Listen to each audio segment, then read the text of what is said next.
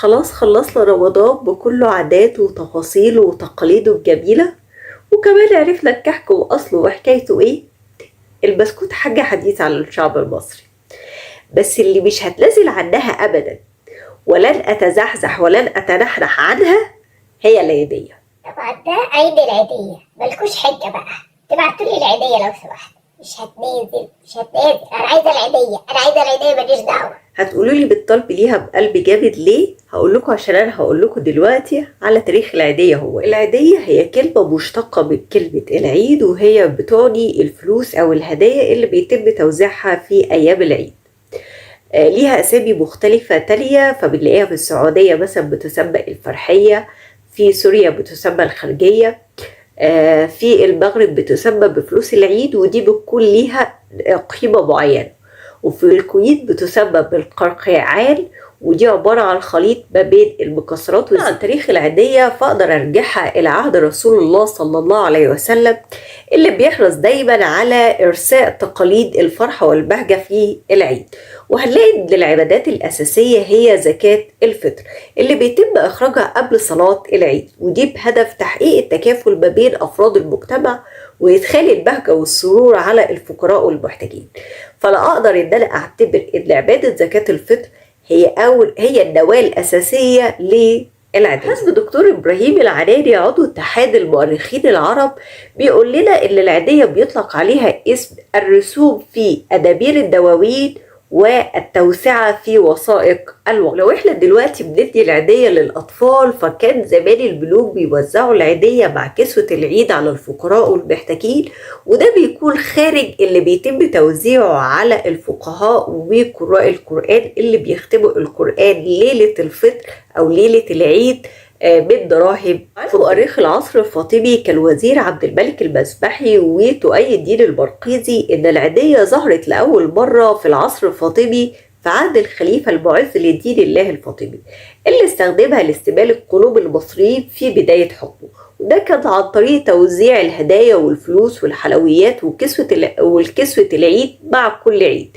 سواء على رجال الدولة وده عن طريق زيادة مرتباتهم أو على عامة الشعب، وده بخلاف النقود اللي من الفضة أو دراهم الفضة اللي كان بيوزعها على الفقهاء والمؤذنين وقراء القرآن بانتهاء ختم القرآن في ليلة العيد. كان طقس توزيع النقود بيسمى التوسعة، وده بيعتبر أول شكل للعيدية اللي هي يكون مبلغ مالي بيتم وهبه في أيام العيد.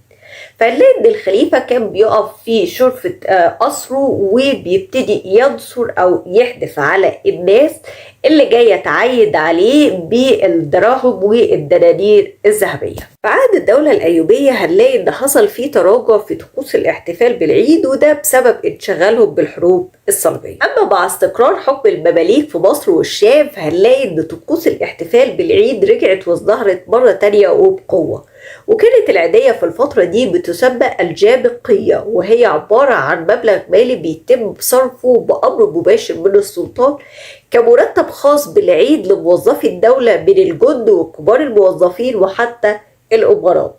الجابقية هي كلمة مشتقة من الجابة، وهي في اللغة التركية بتعني الثياب، والمقصود بها هي الفلوس المخصصة لشراء الثوب الجديد. فكان الهدف من العيدية هي ان بيساعد الرعية على شراء ملابس جديدة خاصة بالعيد. هنلاقي في العصر العثماني حدث تغيير في شكل العيدية مجددا، لكن التحول الأهم اللي هي ما أصبحتش عبارة عن مبالغ مالية مقتصرة على ان الدولة تقدمها للرعية، وتحولت منها إلى ثقافة وعادة شعبية بيقوم بيها الناس ما بينها وما بين بعض للتعبير عن البهجة والسرور بقدوم العيد وتحقيق مبدأ التكافل والمعونة ما بينهم وما بين بعضهم. هنلاقي إن هذه العادة انحصرت في الأرياف والبوادي بسبب ظروف المعيشة الصعبة، ولكن في المدن هي ارتبطت فقط مع طقوس العيد وما ارتبطتش بالأموال، ولكن كانت ارتبطت العيدية بالهدايا اللي بتتقدم والملابس والطعام. مع نهاية العصر العثماني ودخول الحقبة المعاصرة استقرت العيدية على شكلها الحالي اللي احنا كلنا عارفينه دلوقتي، ولكن حصل فيها تطور تاني، وإن الأصبح اللي مسؤول عن تقديم العيدية هو رب الأسرة، يليه الابن الأكبر، يليه الابن اللي بيشتغل، وهنلاقي إن المستقبل الأول للعيدية هو الأطفال، وبعد كده الزوجة، وبعد كده البنات. رغم ان العيدية ليها اشكال كتيرة، الا ان لفظ العيدية بيطلق تحديدا على النقود. وطبعا العيدية بالنسبة للاطفال كنز كبير وبينبهوا بيه ما بينهم وما بين بعضهم. اعتقد كده انا عملت اللي عليا وعايزة العيدية.